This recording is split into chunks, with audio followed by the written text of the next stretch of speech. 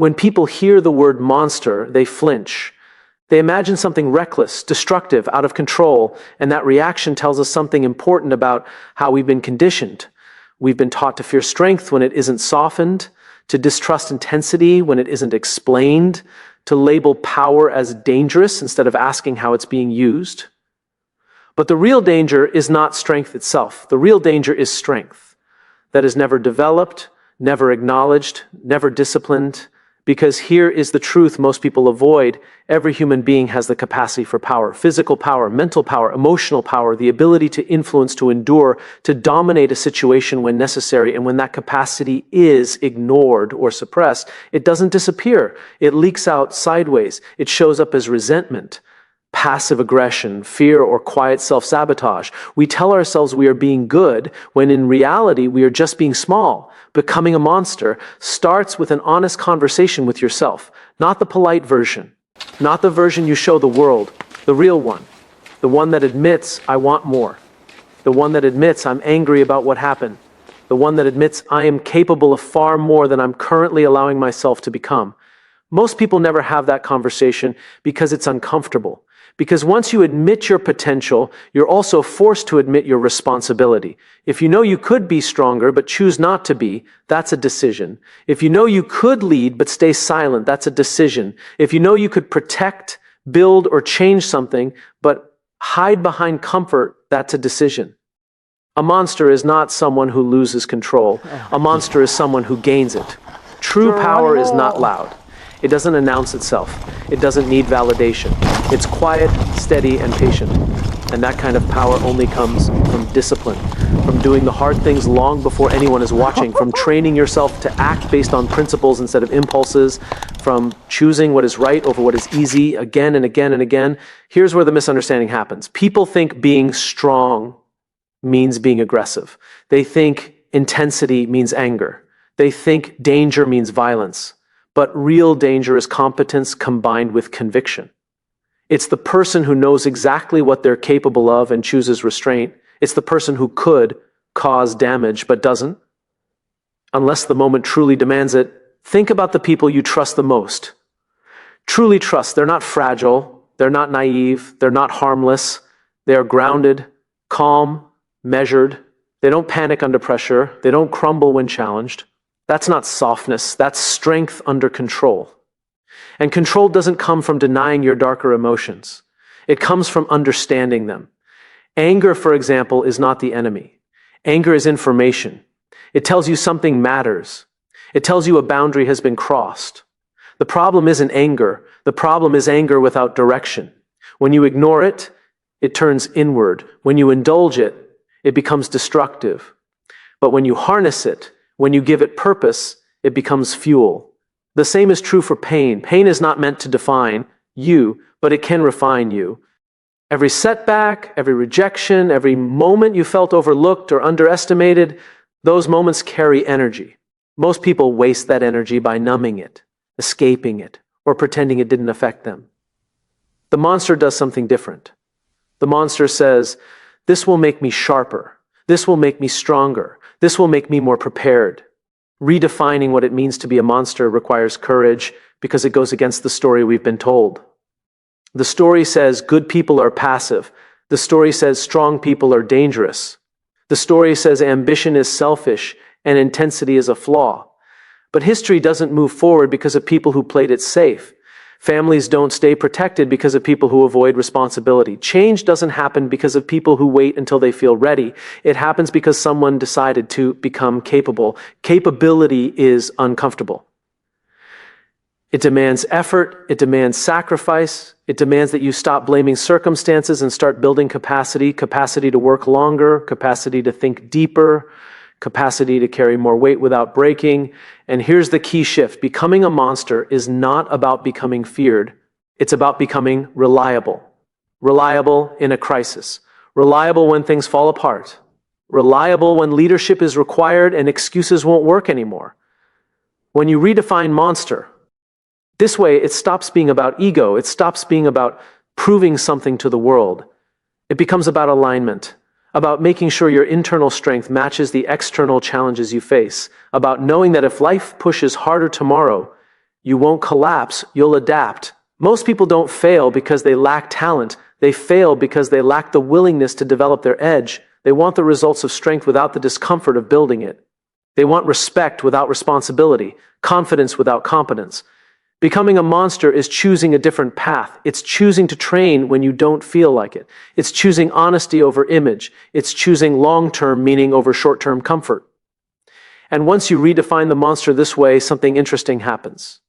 You stop fearing yourself. You stop doubting whether you're enough because you know, not hope, not wish, but know, that if things get hard, you can handle it. That confidence doesn't come from positive thinking. It comes from earned belief. And earned belief is the foundation of everything that comes next. There is a moment in every meaningful journey when comfort stops working, not because comfort is bad, but because it has done all it can do. It has kept you safe. It has kept you stable. It has kept you alive. But it has also quietly kept you small. And if you listen closely, you can feel it. That low hum of dissatisfaction, that sense that you are capable of more than the life you are currently living. That feeling is not ingratitude. It is awareness. Becoming a monster begins when you stop confusing comfort with security. Comfort is familiar. Security is earned. Comfort avoids risk. Security is built through capability, and the world has a way of testing this distinction at the worst possible moments. When something breaks, when someone depends on you, when the plan falls apart and there is no instruction manual. In those moments, comfort offers nothing. Only capacity does. Most people hope those moments never come. They build lives designed to avoid pressure. They choose paths that minimize responsibility. They say no to challenges not because they can't do them, but because they might fail. And slowly over time, they trade resilience for convenience. They don't notice it happening until life asks more of them than they have prepared to give. A monster prepares before the moment arrives. Preparation is not glamorous. It doesn't look impressive from the outside. It often feels lonely. It means doing the uncelebrated work, repeating the boring fundamentals, saying no to distractions that everyone else says yes to. It means choosing discipline on days when motivation is nowhere to be found. And this is where most people stop because discipline feels restrictive. It feels like a loss of freedom. But discipline is not a loss of freedom. It is the price of future freedom. The ability to choose how you respond under pressure is not accidental. It is trained. The ability to stay calm when others panic is not a personality trait. It is practiced. The ability to make hard decisions with clarity is not luck. It is the result of hours, days, and years spent strengthening your inner foundation. Becoming a monster means accepting that no one is coming to save you, not because the world is cruel, but because responsibility is the gateway to meaning. When you take full ownership of your actions, your growth, your standards, something shifts. You stop waiting, you stop blaming, you stop negotiating with your potential. And here is the paradox: the more responsibility you accept, the more empowered you become. Most people want empowerment without obligation. They want influence without accountability. They want authority without the burden of decision-making. But power without responsibility is reckless. It creates damage. It creates distrust. That is not the kind of monster the world needs. The monster the world needs is dangerous to the problem, not to the people.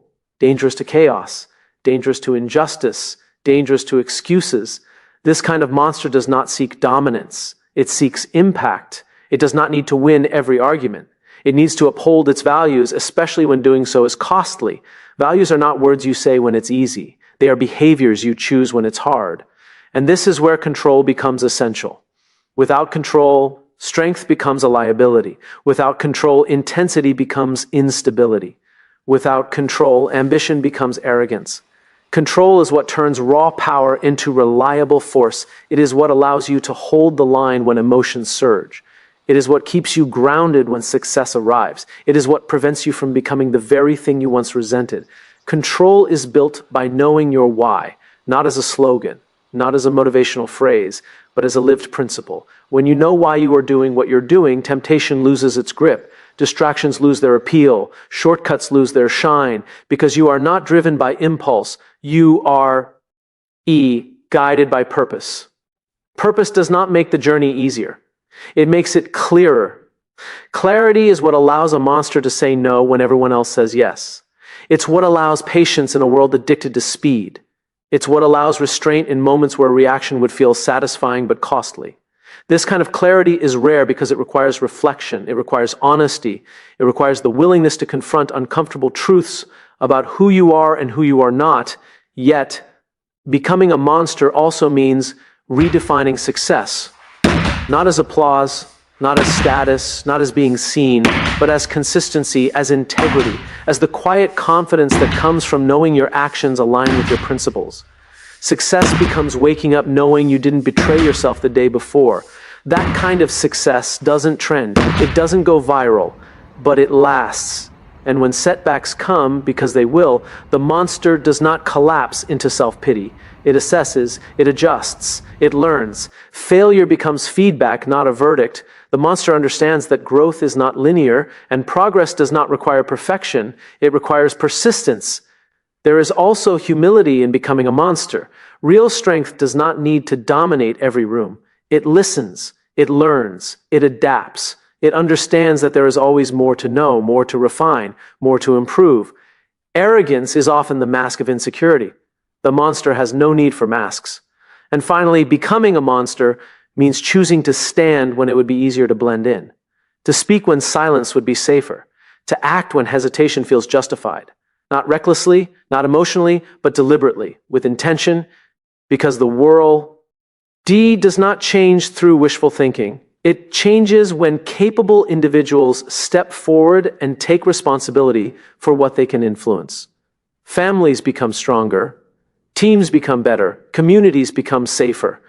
Not because everyone was nice, but because someone was strong enough to care and disciplined enough to act. So if you feel that pull towards something more demanding, more meaningful, more challenging, don't ignore it.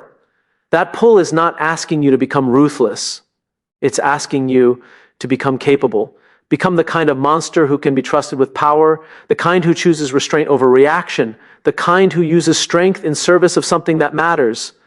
Because in a world that often rewards noise over substance, the most dangerous thing you can become is someone who is prepared, principled, and unshakable.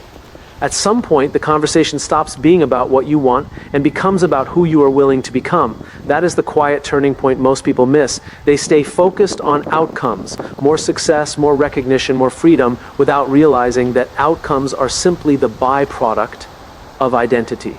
You don't rise to the level of your goals. You fall to the level of your standards. And standards are not what you say out loud. They are what you refuse to compromise when no one is watching.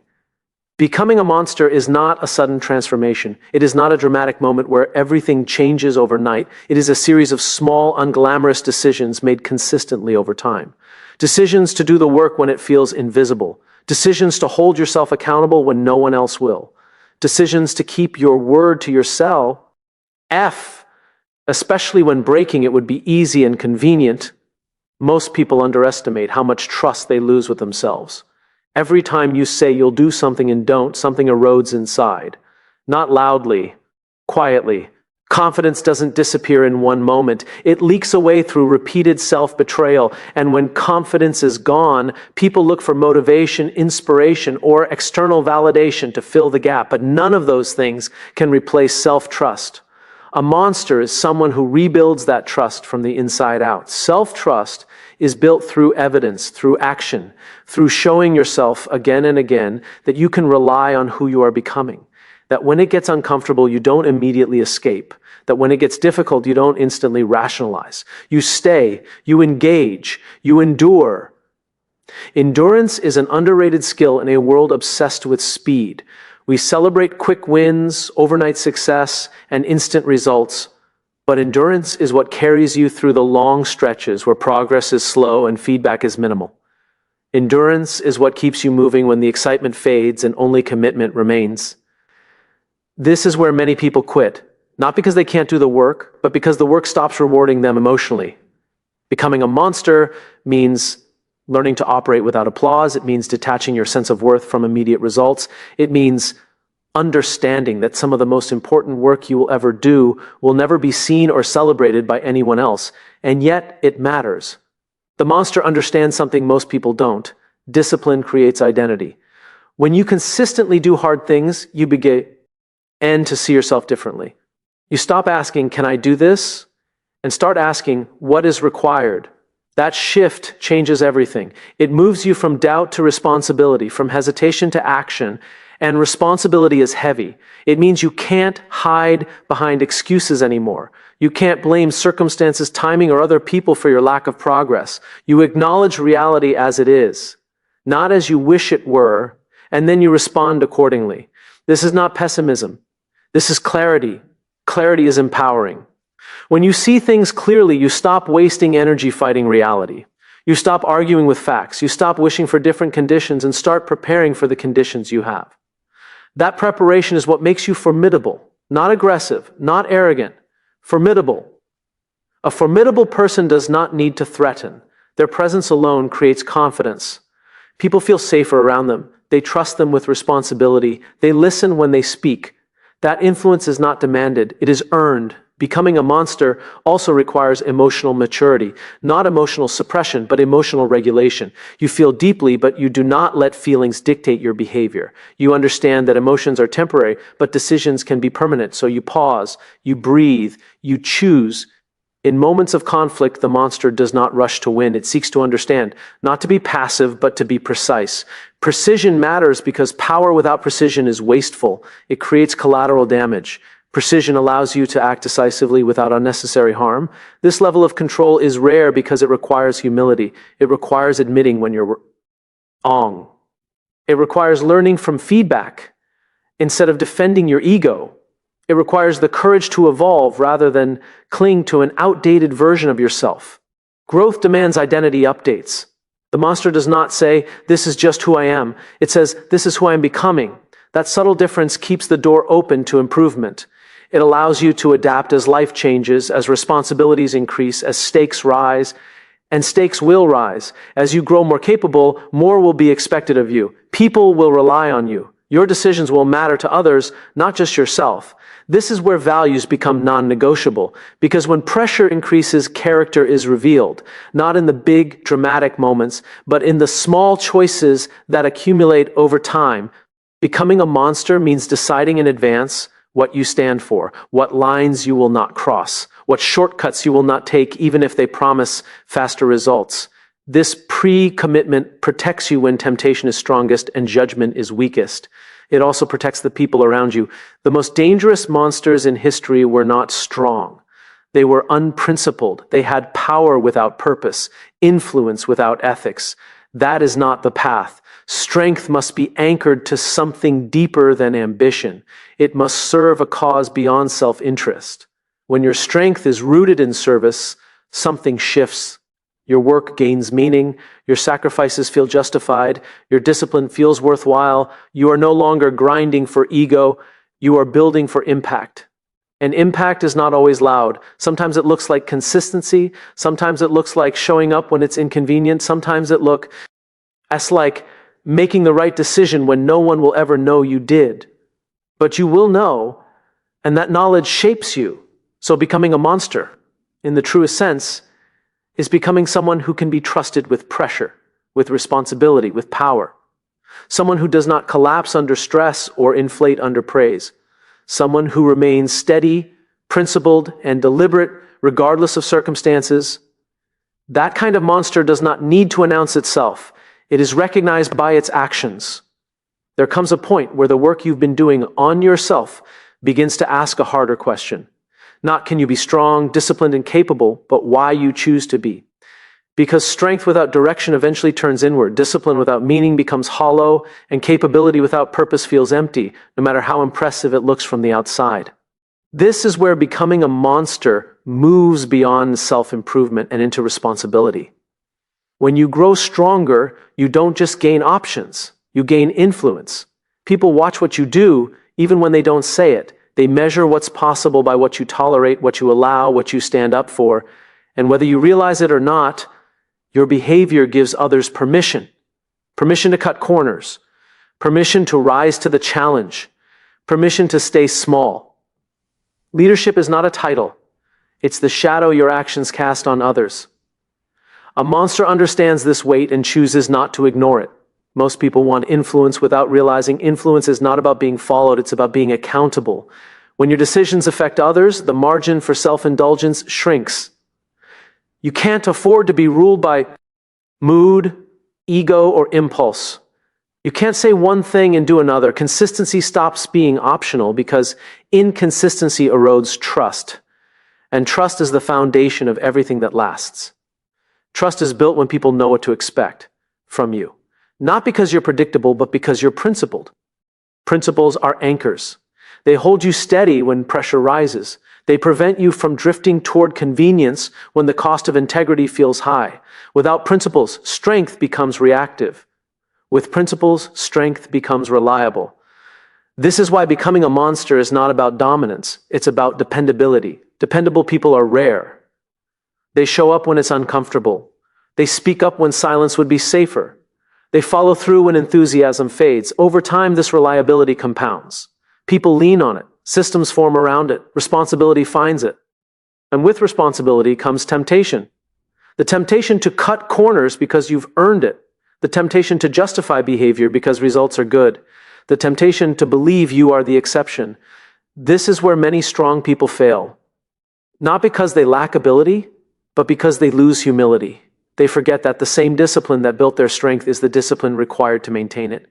They start to believe the rules are for others, that their intentions excuse their actions, that outcomes matter more than process. A monster does not fall into this trap because a monster remembers the cost of becoming capable in the first place. Humility is not thinking less of yourself. It is remembering what made you strong. It is staying connected to the work, not just the rewards. It is staying curious instead of defensive. Humility keeps growth alive. Growth, after all, never ends. The moment you believe you've arrived is the moment you stop listening. And when you stop listening, you stop learning. And when you stop learning, your strength stagnates. Stagnant strength becomes brittle, and brittle things break under pressure. Becoming a monster means committing to continuous refinement, to asking better questions, to seeking feedback not as an attack, but as data, to understanding that the goal is not to be right, but to be effective. Effectiveness requires perspective. Perspective allows you to see beyond the immediate moment, to weigh short-term gain against long-term consequence, to recognize that winning the argument might cost you the relationship, that proving a point might undermine trust, that speed might sacrifice sustainability. The monster thinks in horizons, not impulses. This long-term thinking is what allows restraint to feel powerful instead of frustrating. It's what allows patience to feel strategic instead of passive. It's what allows silence to feel intentional instead of weak. In a world that rewards reaction, restraint stands out. And restraint is often misunderstood as softness. But softness avoids discomfort. Restraint chooses discomfort in service of something greater. It chooses the harder right over the easier wrong. It chooses alignment over applause. Becoming a monster also means accepting that not everyone will understand your choices. Some will misinterpret your silence. Some will resent your standards. Some will feel threatened by your refusal to participate in chaos. That's not a sign you're doing something wrong. It's a sign you're no longer governed by the need for approval. Approval is addictive. It feels good in the moment, but it erodes independence over time. The monster learns to replace approval with alignment, with the quiet satisfaction of knowing their actions match their values, even when no one claps. That alignment becomes a compass, and when things go wrong, because they will, the monster does not look for someone to blame. It looks for what can be learned. Blame feels relieving, but it is disempowering. Learning is uncomfortable, but it is liberating. Every mistake becomes an opportunity to refine judgment, to strengthen systems, to clarify standards. This mindset transforms failure from a threat into a teacher. It also transforms success into responsibility. When things go right, the monster does not become careless. It becomes more deliberate. It understands that success raises expectations, and expectations raise stakes, so it doubles down on fundamentals, on preparation, on values, on consistency, because the higher you rise, the more damage a fall can cause, not just to you, but to those who depend on you. Becoming a monster is ultimately about stewardship. Stewardship of your abilities, stewardship of your influence, Stewardship of the trust others place in you. It's recognizing that strength is not owned, it is borrowed. Borrowed from the sacrifices you made, from the people who supported you, from the standards you upheld, and borrowed things must be cared for. So the monster does not chase recognition, it chases reliability. It does not seek to be admired, it seeks to be useful. It does not measure success by how it feels in the moment, but by how well it holds up over time.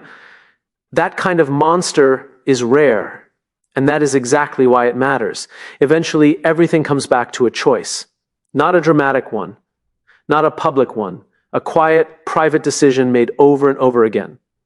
The decision to choose control over comfort, because comfort feels good in the moment. But control is what shapes a life that lasts. Control over your habits, control over your reactions, control over the standards you live by when no one is keeping score. Most people don't fail because they make bad decisions. They fail because they make comfortable ones. They choose what soothes instead of what strengthens. They choose relief instead of growth. And slowly, almost imperceptibly, comfort becomes a cage. Not because someone locked the door, but because leaving would require effort they've trained themselves to avoid. Becoming a monster means recognizing this pattern and interrupting it. Control is not about rigidity. It's about intention. It's about deciding in advance who you will be when things don't go your way. Because life has a way of testing your values at the worst possible times, when you're tired, when you're stressed, when the stakes are high and the margin for error is thin. In those moments, you don't rise to your ideals. You default to your habits. That's why habits matter more than motivation. Motivation is emotional. Habits are structural. Motivation fades when conditions change. Habits persist because they remove decision-making from the equation. The monster understands this and builds systems that support the person they are trying to become, not the person they used to be.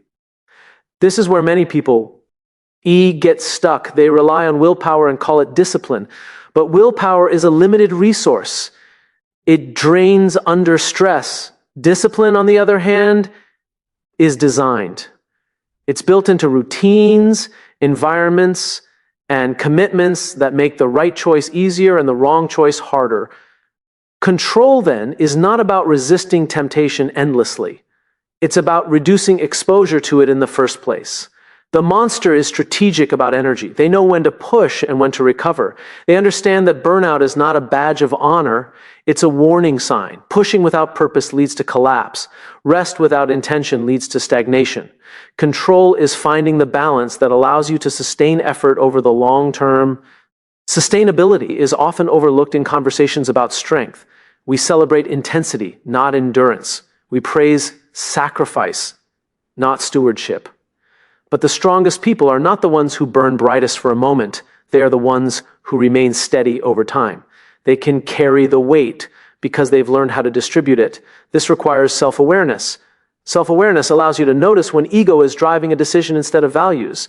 It allows you to pause before reacting. It allows you to choose response over impulse. Without self-awareness, strength becomes reckless. With it, strength becomes precise. And precision is powerful. Precision means you don't waste energy fighting the wrong battles. You don't engage in every conflict. You don't need to be right all the time. You know what matters and what doesn't. You know when to speak and when to stay silent. You know when to act and when to wait. This level of discernment only comes from reflection, from taking the time to examine your actions honestly, from asking yourself uncomfortable questions. Why did I react that way? What was I protecting? What was I afraid of losing? These questions are not meant to induce guilt. They are meant to create clarity. Clarity simplifies decisions. When your values are clear, choices become easier even when they're hard. You don't debate whether to take the shortcut. You don't justify behavior that conflicts with who you want to be. You may still feel the pull of comfort, but you no longer mistake it for what you need. Needs and wants are not the same. Comfort satisfies wants. Control serves needs, and long-term needs often require short-term discomfort. This is the trade-off the monster accepts without resentment, not because it enjoys suffering, but because it understands the cost of avoidance. Avoidance feels safe, but it accumulates interest. The longer you avoid what needs to be addressed, the heavier it becomes. Conversations become conflicts, small weaknesses become failures, ignored responsibilities become crises. Control is addressing things early while they are still manageable. This applies not just to work or ambition, but to character. When you ignore small compromises, they don't stay small, they stack. They reshape your identity. You become someone who bends, then someone who rationalizes, then someone who no longer recognizes the line they once refused to cross. Becoming a monster is drawing that line clearly and protecting it relentlessly, not aggressively, deliberately. Deliberate people are hard to manipulate. They don't chase every opportunity. They don't react to every provocation. Hey, don't confuse urgency with importance. They move with intention, guided by a sense of purpose that is internal, not reactive. And purpose at this stage is not about ambition. It's about contribution, about asking, what is this strength for? Because strength that exists only to serve the self eventually collapses under its own weight. Strength that serves something larger endures. This is where the monster becomes a guardian rather than a threat. A guardian of standards, a guardian of trust, a guardian of stability when others panic. In uncertain times, people don't look for the loudest voice. They look for the steadiest presence.